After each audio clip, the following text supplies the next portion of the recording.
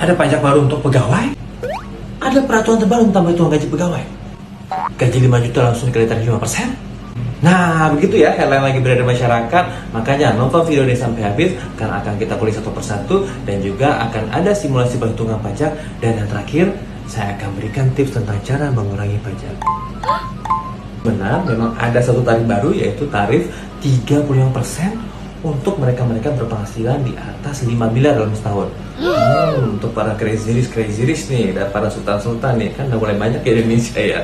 Dan ada satu lagi perubahan, yaitu pergeseran batasan, yaitu untuk lapisan kedua, mulai dari 50 menjadi 60 juta. Dan kami rasa ini merupakan suatu hal yang bagus ya, karena pajaknya pasti akan berkurang. Nah, jadi untuk peraturan tentang tata cara perhitungan untuk orang pribadi, hanya itu saja. Tidak ada yang berubah sejak tahun 2008. Nah, berikutnya, gaji 5 juta langsung kena pajak 5%. 5 juta kali 5% sama dengan 250.000. Wow, benar juga ya. Apakah ini benar? Hampir benar juga, namun kalau hampir benar itu artinya belum benar ya. Nah, untuk menjawab pertanyaan ini akan coba kita simulasikan bagaimana sih cara menghitung pajak. Jadi sambil menjawab pertanyaan, kawan-kawan semua juga akan mengerti, oh begini ya cara menghitung pajak untuk orang pribadi.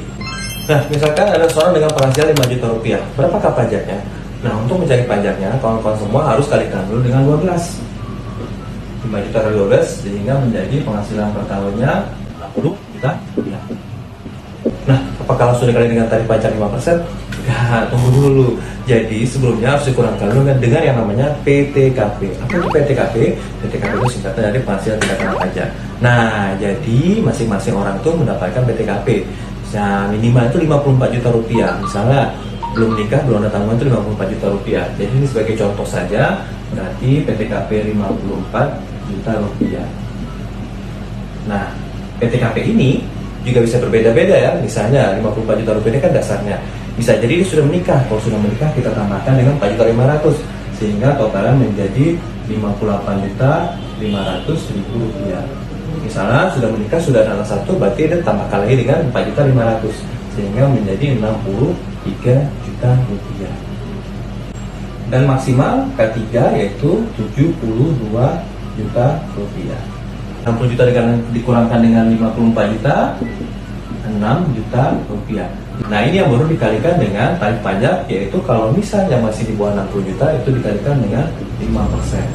Sehingga pajaknya adalah sebesar 300.000 rupiah per tahun atau 25.000 per bulan. Jadi penghasilan 5 juta rupiah per bulan, pajaknya sekitar 25.000 per bulan.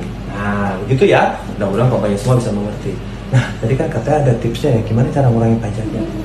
Nah, jadi cara mengurangi pajaknya seperti ini. Jadi supaya ini semakin kecil, artinya apa? PTKP-nya harus kita besarkan.